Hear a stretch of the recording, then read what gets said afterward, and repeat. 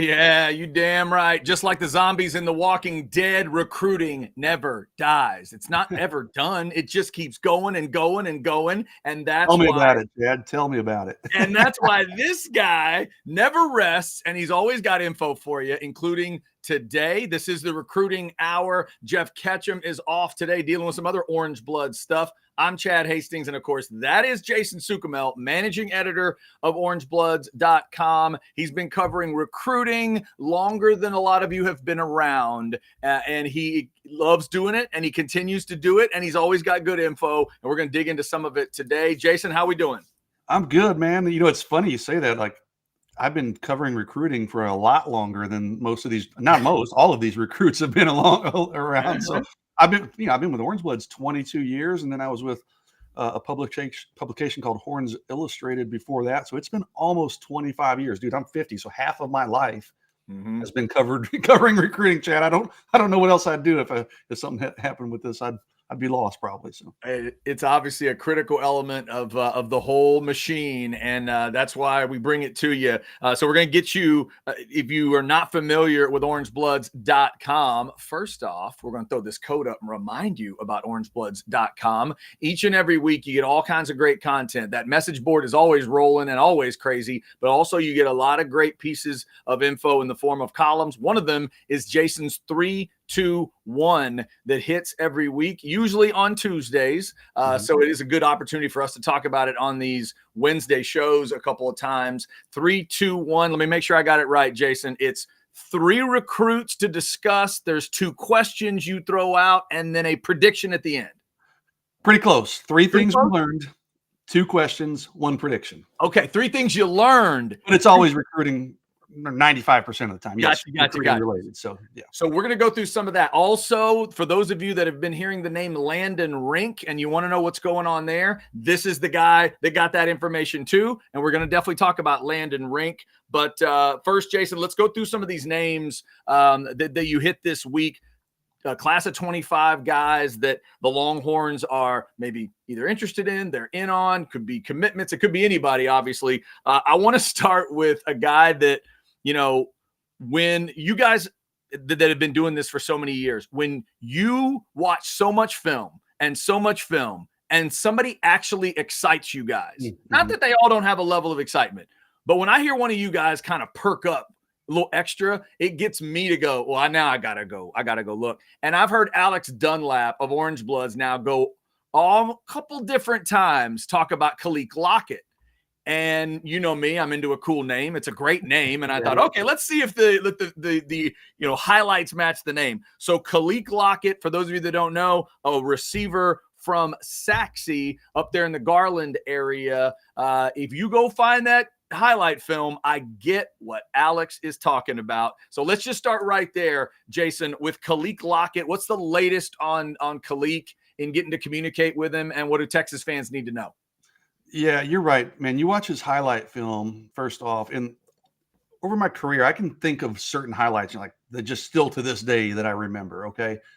Vince Young's, obviously, Reggie Bush. There was an offensive lineman, Jeff Byers, I think it was his name. I mean, just there's sometimes, once or twice a cycle, you see an offensive or you see a film, a huddle, a highlight clip, and you're like, oh, crap, that was fun. I mean, you sit there and watch the whole thing and you're glued to it. Khik Lockett is one of those guys this year. I mean, we were talking off there. He's making diving one-handed catches and contested catches and high pointing the ball, and guys are double covering him. He's getting interfered with, and he's making catches downfield. It's pretty fun to watch. But with Khik Lockett, I talked to him earlier this week, Chad, and he's pretty open. He told me, hey, there's some handful of schools I'm considering that he's in contact with. Probably about 10-ish, but he's kind of just keeping that to himself. And he said he's not going to release a list. He's not going to, kind of drop a top 10 and then a top 5 and then a top 2. He said, I'm just going to kind of stay in touch with these schools. I will eventually just commit probably in August. I'm not going to go through the whole song and dance. He goes, paring it down slowly. He goes, I'm just going to one day just announce my decision. He is visiting coming up. He's going to visit Florida State, Penn State, Ohio State, LSU, and then he'll be at Texas on April 6th. He'll be at Texas A&M on April 20th. So, he's a guy right now I almost think maybe I lean towards him going out of state, but I do think Texas and Texas A&M, obviously, they're going to get those visits in April. I think they got a chance to really pounce on him and make an impression. He talks to Chris Jackson a lot, loves Chris Jackson, the Texas wide receivers coach. Texas will get him in on the 6th, and then the key is let's try to get him in for an official visit in June. I think if that happens, Texas obviously is in the mix. I think they'll have a solid chance to land him because it's funny. You can always tell, Chad, when a guy is really interested, or you can usually tell when he's really interested, or maybe he's just kind of casually interested. And yeah, Texas is one of like 50. I asked him, I said, hey, what do you like about Texas? And I'm going to just read you the quote. He goes, what Coach Sarkisian has done with the program is unexplainable. They have great pieces with Coach Choice, Coach Jeff Banks, Coach Jackson, and Coach Jackson's doing a great job already with Xavier Worthy, A.D. Mitchell, and then he went on to mention now he has other receivers, and he mentioned Isaiah Bond, Jonte Cook, DeAndre Moore, and then he went on to mention all the receivers that are coming in, the true freshman class. I was like, dang, dude, you've really done your homework. The guys that are leaving, the guys that are in the program, and all the freshmen that are coming in. He goes, yeah, I really do my homework. So he's clearly kind of read up and been watching a lot and on Texas and is very familiar with Texas. So that tells me his interest is pretty strong. Yeah, that's a good point. A lot of detail in that answer. By the way, one of our chatters jumps in. Jacob says April 20th is A&M spring game. That is correct. Same day, same time. So I knew it was same day. I didn't realize it was the same time. So when you hear in recruiting, if somebody is going to be at the Texas spring game, they physically cannot be at the A&M spring game and vice versa. So just keep that one in mind. Also, just a shout out to Money B. What's up, Money B? Always in the building, Money B. And we appreciate it. Yeah, Money B is awesome. But let me jump in. Texas, getting them at the spring game is always good. That's a nice experience. But April 6th, Texas is actually having some recruits come in, including like 3 or 4 receivers that I've confirmed so far. So they're kind of earmarking that day especially for receivers. Chris Jackson's told these guys, hey, I want you to come to that practice.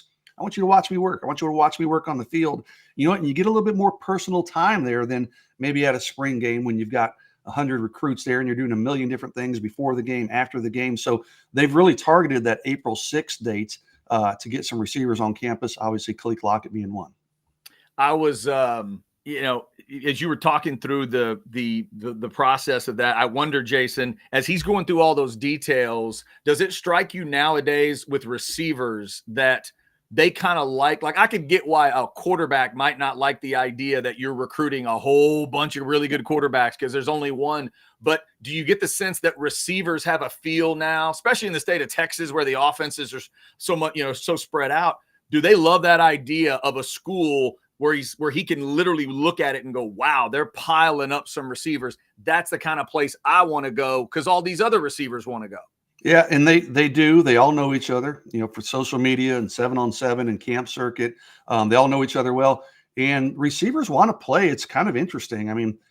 On one hand, yeah, they're your competition, but they want to play with other good receivers. Good teams as a whole, of course, but they do want to play with other good receivers. But I think part of that, Chad, is, receivers have a different mindset, right? They're known to be a bit diva-ish at times, right? Now, Khik Lockett, I don't get that impression from him at all. He is a strictly business kind of guy. But, they're ultra competitive, and I think they all think they're the best of the bunch. So, but they do want to play with other good receivers. So, yeah, I don't think it's a case where, like you said, with quarterback or certain positions, maybe a running back even, it's going to scare other receivers away. You can legitimately have a class with 4 or 5 elite receivers, and they'll all come in and play together and just compete and see which of the cream rises to the crop, rises to the top, excuse me. Oscar, we'll get your super chat here in a second. Jacob lets us know, yes, as an A&M student, I'll be in Austin to watch the Horns that day. Man, I thought they called me a 2%er. Okay. All right, Jacob, have a good trip. How about a super chat from Oscar, $1.99. Fellas, what the hell happened in Lubbock last night? Yeah. It was fun to watch. I don't know. I know I was watching it and chatting with the Orange Bloods guys, and I remember I said 12 minutes left. I go, this game is over. And I was like, oh, hell, I hope I didn't just jinx it. Because then Texas Tech scored like 6 straight points. I'm like, oh no, what did I do? But yeah, that was a pretty impressive performance for Rodney Terry's game for sure. That's a heck of a way to say goodbye to Lubbock if you're a Texas Yeah, basketball for sure, fan. It's wild. Yeah, I was thinking about it. It's like when you're about to play Texas that last time and you're in your house and you think you get to say goodbye to the Longhorns, there's a string of teams where it does not work well. So Baylor better be ready next Monday night. Killing those Longhorns is kind of tough sometimes when you're trying to do it in your place. Oscar, we appreciate the chat.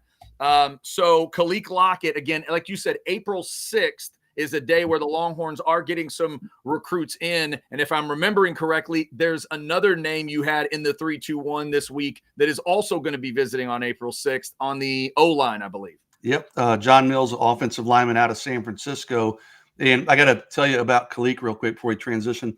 April 6th is actually my birthday, which no big deal, but that's just a coincidence. But on my birthday, my daughter and I are big New York Yankees fans. All she wanted for her birthday, and a senior trip was to go watch a Yankees game in New York City. So we're flying up on my birthday to watch the Yankees home opening series. So I will now be working from Yankee Stadium. So I told Khik this story. He's like, yo, happy birthday. That's awesome. He goes, I'm going to give you the first interview. And I go, dude, I will take it. And I'll probably be calling you from Yankee Stadium up there. So I'll be doing some work up there. But yeah, so hopefully he'll remember that and give me the first interview after his visit. But but John Mills is a offensive lineman out of San Francisco St. Ignatius School. It's a Catholic school there. He's visited Texas 3 times now. He came in for a camp last summer. He came in for the Wyoming game, and the Texas offered him at that game. And then he came in for the junior day in January. You mentioned he'll be back for April 6th. He's already got an official visit set up for June with Texas. That'll be 5 visits. This kid, I mean, I tell you, his film is fun to watch too, man. The first play, he is just putting it down on the ground. I think it's the second play of his film. I mean, he drives a guy to the sideline and about 10 yards past the sideline. So, and I asked, he's a super nice kid. You talk to him, like, I enjoyed the conversation. I even told him when we hung up, I said, hey, this was fun. That was a good interview, man. I enjoyed talking to you. But you put on the film, dude, he's got a real nasty streak. And that's what Kyle Flood has said to John that he likes. He goes, dude, I think you've got a lot of potential. And I just love the fire and the passion you play with. So he'll be coming back in on the 6th. On the 7th, or actually the evening of the 6th, he's going to fly from Austin. He's going to go visit Michigan. Keep an eye on those 2 programs. You know, Michigan's going through a coaching change, of course. So we'll kind of see if that impacts thing. I don't know who their offensive line coach is now, but I tell you, Texas, I think, is in a good spot. And I asked John Mills, I said, hey, John, if I was to say it this way, if I in my reporting, if I said, I'm not calling Texas the outright leader, but there's not a school I would put in front of Texas either. He goes, that is perfectly fine. He didn't dispute that at all. So, and I would go as so far in my mind, I think Texas probably is the outright leader. I'll probably put a future cast pick in for him. Maybe after that April 6th visit, I'll talk to him and see how that goes. But yeah, Texas he had 6 offers when Texas offered, but Texas was his first really big offer. And since then, if I pull up his profile, I mean, he's got obviously Michigan, he's got Arizona, Arkansas, Florida, Michigan, Nebraska, Penn State, Tennessee, Texas A&M. So he's UCLA, USC. He's picked up a bunch of big time offers, but Texas was his first big time offer. That means a lot to John Mills. He said, you know what, Coach Flood kind of stuck his neck out there, took a chance on me. Other guys kind of followed suit, but I think Texas is in a really good spot, for John Mills. So a couple big names there on April 6th to pay attention to in terms of unofficial visits coming in for Texas, and then also Mills even setting an unofficial and an official visit to come in. Let's stay on the offensive line, Jason. Another guy Kyle Flood's going to be looking at. John Mills, big guy with a nice basic name, John Mills. Well, here comes another big basic name, Byron Washington, 6'8", 380 out of DeSoto. Are you kidding me? Big name, big dude, man. Like, you know, Byron's funny, man. Like, he is a huge player, and you see him, and it's not exaggerated. It's not stretching the truth. I mean, he is every bit of that. He's trying to actually lose a little bit of weight, he was telling me. But, you know, he's kind of a gentle giant. Like, you watch him on the film, and he's shoving guys around as you would expect with that size. But when you talk to him, he's just kind of I'd say like a gentle giant, just a real kind of polite kid, real nice, always very generous when I call him with his time. So I really like Byron Washington. But yeah, I tell you, Texas is in a great spot there. I think if the Longhorns decide to push, we'll see how many linemen they take. We'll see who wants to come on board and when they want to bring them on board in terms of commitments. But when I talked to Byron and he remembered this, I said, hey, give me your schools now that are standing out. And he said, Texas, Syracuse, Baylor, and Houston. And I said, hey, that's different from when we talked in the past. He goes, yeah, when we talked a few months ago, it was Texas, Oregon, and TCU. So to me, that's kind of a tell, right? Oregon and TCU are no longer in his group of favorites. They're still in the mix, to be clear, but they're not in his top 4. The one school that's been steady and remains is Texas. Byron Washington came in for the Texas Junior Day in January. He's going to return for at least one visit this spring, he said. He's actually working this week to set up dates for a visit to Austin and maybe some of these other places. But he's a guy that really likes Texas.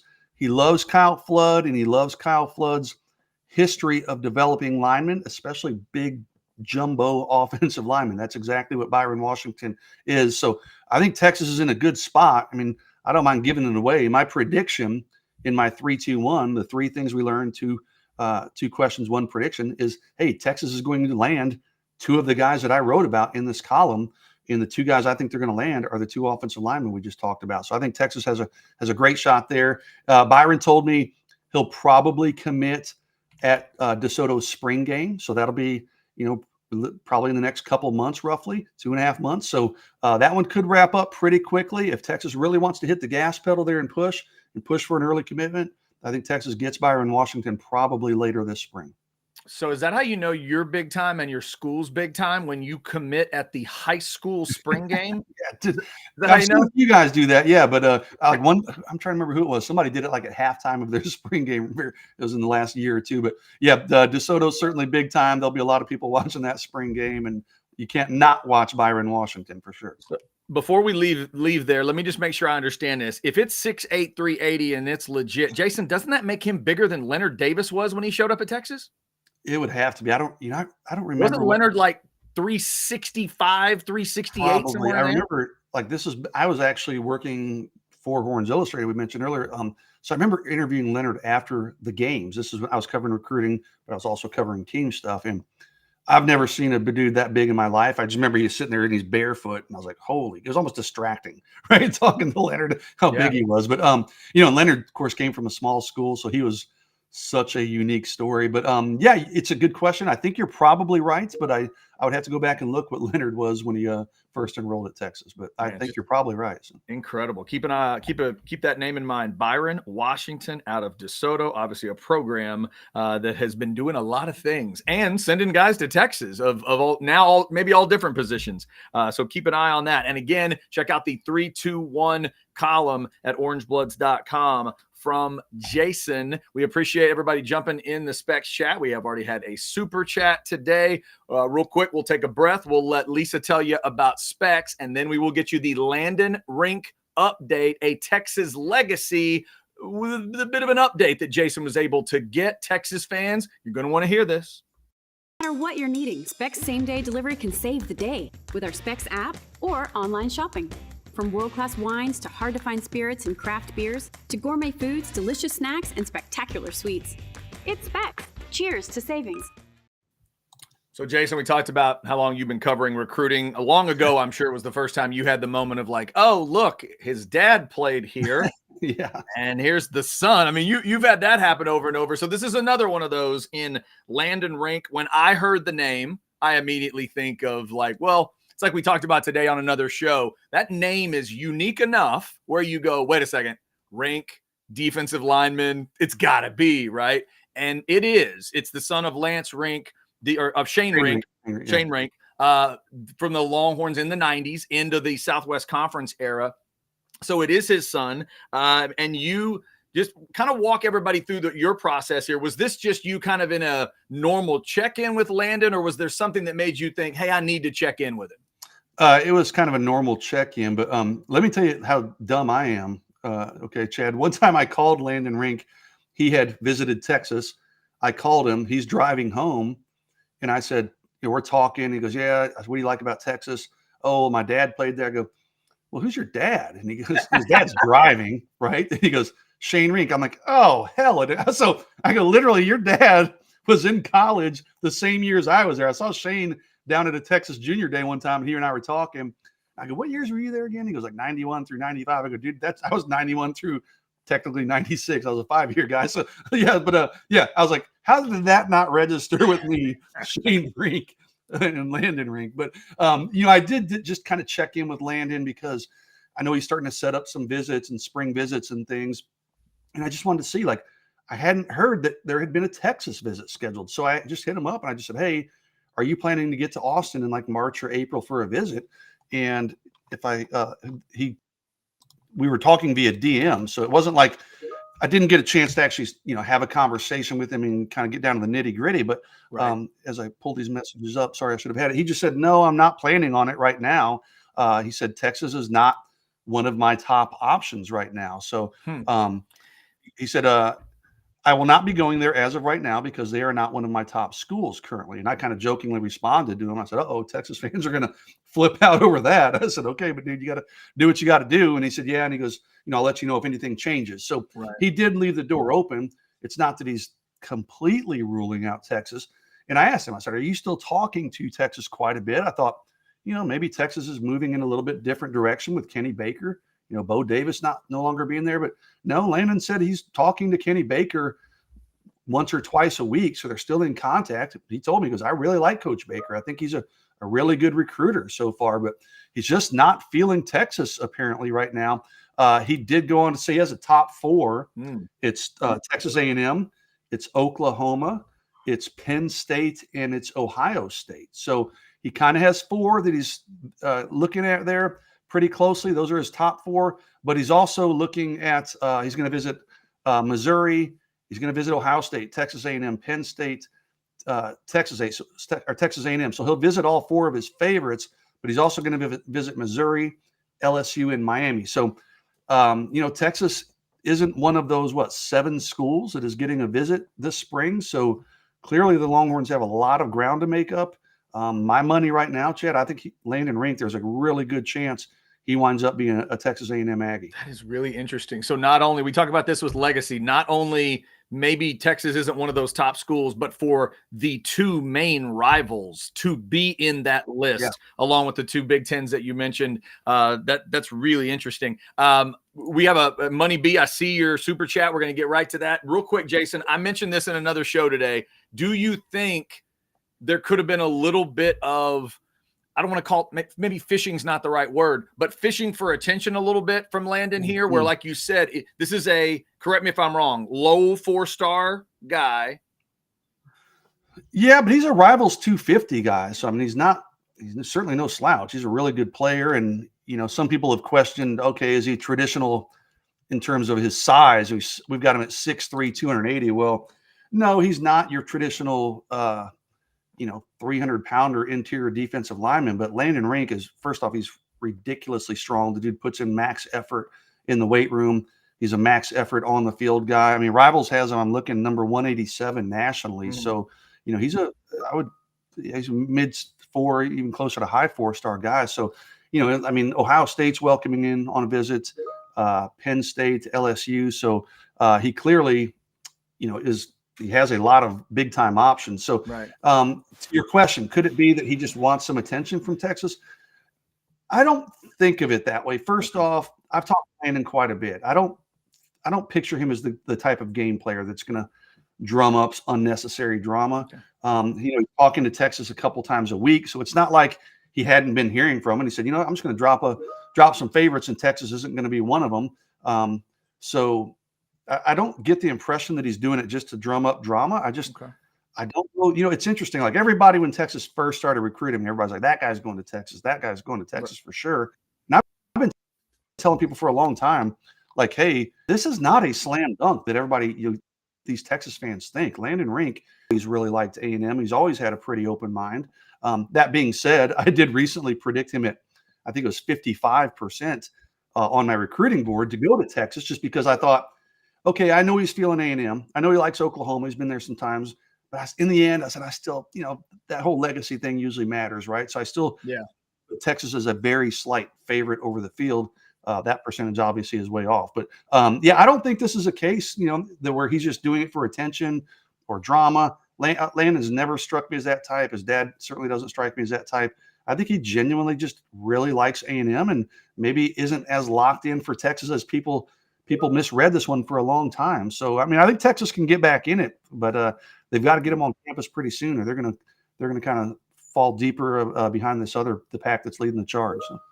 Is interesting. And to be clear, he is a guy that has certainly been on the Longhorn campus before, multiple visits in the past. It's just that recently he has not had a visit and doesn't have an official visit scheduled coming up. That's what we're talking about here.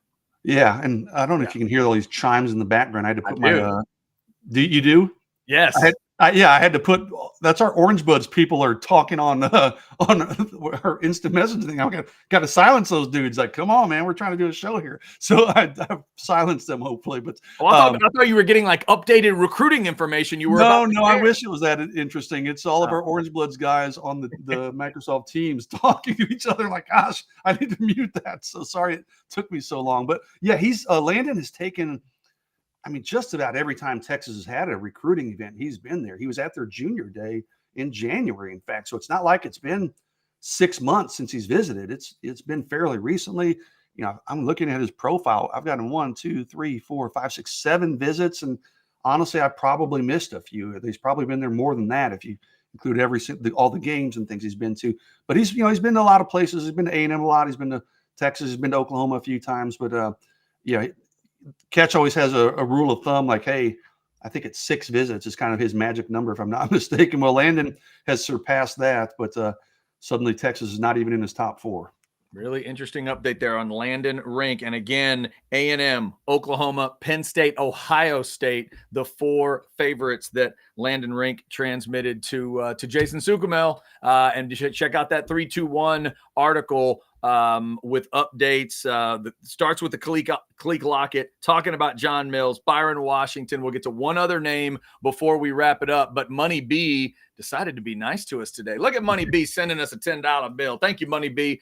If you only have one question, Jason, you can ask a recruit, what would it be? Also, which position group does Texas have the most momentum with currently? One question, that's tough. As a guy that's trying to gather news, it would have to be just give me like which schools are standing out. That's the most pertinent information. I know it's not sexy, but that's always the question. There's always like 5 or 6 questions you ask. What schools are standing out? For me personally, because I cover Texas, where does Texas fit in your big picture or on your list? What do you like about Texas that has them on your list? How often do you talk to the coaches? What's your relationship like with the coaches? What do you think of this position coach that's talking to you? What's their message to you when they're recruiting you? So those are kind of the standards. And then you ask them follow-ups, of course. What visits do you have coming up? Stuff like that. Then you ask follow-ups as they answer those questions. But if I had one question, Money B, it would probably be what schools are truly standing out, legitimately. Who's in the mixer? Don't give me 20 schools. Legitimately, guy. I mean, these kids like to play games, but they pretty much know it's 2 or 3 schools legitimately. So which schools are legitimately standing out for you? So that's a good way to gather some news. Which position group does Texas have the most momentum with? Look, they're always in a good position. Well, they've got a quarterback committed, so they got to throw quarterback in there. Tashard Choice always has them with momentum at running back, right? So I would say running back would be one with Jordan Davison. And I think maybe I would even throw in maybe receiver. I don't think they're in as good a position at receiver as they're at running back and quarterback, because they've got a commitment at quarterback. They're really standing on a good footing with Jordan Davison. But they're on pretty solid footing with a lot of receivers, and it's a deep receiver class. So, yes, DeCorian Moore is committed to LSU. That was a big blow. But there are a lot of really good receivers, both in-state and out-of-state, that including Khik Lockett that we talked about, that Texas is in a pretty good spot with. So I think those are a few that you could say Texas has some momentum with. Money B, we appreciate that super chat. Jason, we should have known if you say recruiting and you say DeSoto, our man Guadalupe could not resist. He needs a Boobie Feaster update. Can we get him some Boobie information, please? Yeah, don't call him Ethan. It's Boobie, brother. Yeah, but yeah, I love me some Boobie Feaster. Boobie will be at the Rivals camp in April, and then actually not this coming weekend, but the next weekend there's an Under Armour camp up in Dallas. So I'll be there, and I'm assuming Boobie Feaster will be at that too. But I did talk to Boobie Feaster 2-3 weeks ago, I guess. It was at a 7-on-7 event up in the Dallas area. And it was funny. He and I were texting and like, hey, he texted me, letting me know he's there, and hey, I'm on field too. So I walk over there, and I'm interested to see Boobie Feaster and talk to him and get some pictures. And he's rocking a UT backpack, right? So I asked Boobie, I said, hey, dude, what's up with that? And what am I supposed to read into this backpack, this Texas backpack? And he's like, you know what? If you think that's a sign then. So I'm like, all right. So, Texas, it's so early, right? He's still a freshman in high school, but the guy's got 3 years before he graduates, and 2.5 before he signs roughly. So long way to go with Boobie Feaster, but he does love Texas a lot. I hate to even call anyone a leader at this point because it's so early, but just a dynamic player and like really a mature young man, dude. For a freshman in high school, physically he's mature, but just the way he carries himself and just talking to the media, really bright young man with a tremendous future on the field, and I think maybe off the field too. But he didn't necessarily list any leaders or anything per se, but Texas is certainly in that group. If I was to pick one team that might be out in front early on, it just might be Texas. And that backpack, I can't not pay attention to that backpack when he says, hey, if you think that's a hint, so be it. Then maybe it is. But, he was at Texas for the junior day in January. Texas isn't pressuring him or anything. They're just saying, hey, you got to pick the best school for you. We're confident that we will be the best school for you. They keep telling Boobie, it's not just about football. If you come to Texas, we're going to develop you academically, but most importantly, we're going to develop you as a human being, as a young man. And Boobie, that really resonates with Boobie Feaster. It's not as good as he is at football at a young age. He's looking at the big picture. He's looking at academics, at culture, things like that. So, I think Texas really checks all the boxes for Boobie Feaster. Guadalupe, thank you so much. Speaking of cool names, check that one out. Guadalupe Chavarria. Come on now. Thank you so much for jumping in the chat. Good. We're always going to be, I will always fit in a Boobie Feaster update question as long as it let's make sure I'm clear. That's class of 26, right? That's one group ahead, or is that 25? 27. Oh, that's right. It's 2 ahead. He's 27. Yeah. That's right. They got me having to do math in my head, and that's never a good sign. And I tell you what, it's so far down the road, Chad, that we don't even know the answer to that. That's right. That's it. We don't even know what grade he's in right now. Right? So, yeah. 27, sophomore level. That's awesome. We'll continue to follow his story, obviously. Money B wants to sneak one more in here before we wrap up. Any new updates on the DT commit out of Florida? Most felt he was a soft commit. He's a very soft commit. Brandon Brown, he was probably, I would even labeled him a soft commit before the Bo Davis thing. And if I'm being completely honest, I'm a little surprised he stayed committed after Bo left. But he is staying committed. He told me, I want to give Kenny Baker a chance and get to know him. And then he'll kind of reevaluate things. But he is taking some other visits. He visited USC. He's going to take a bunch of other visits. So still committed. But Texas has a lot of work to do to maintain Brandon Brown. The first thing they need to do is get him on campus again and get him to sit down with Kenny Baker. They've been in touch, but he has not. Kenny Baker wasn't able to go see him before the dead period set in, so they haven't had a face-to-face meeting. Maybe they've had a Zoom call or something, but no actual face-to-face. Let's shake hands and get to know each other. So he really likes Texas. He likes the program, but he also really likes Bo Davis. So new defensive line coach Kenny Baker is going to have to do some work there.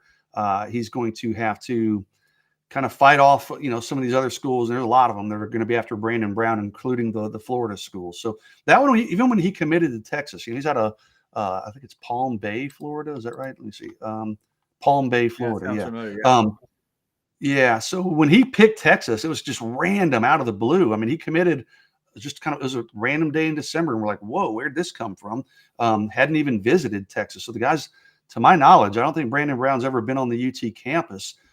So to label him as a soft commitment, I think that's certainly safe to say. I would even call it a very soft commitment at this point. Thank you, Money B. James wants one of your favorites so far in the 25 recruiting class. Give us a kid you really like talking to. You know what? There's a lot of them.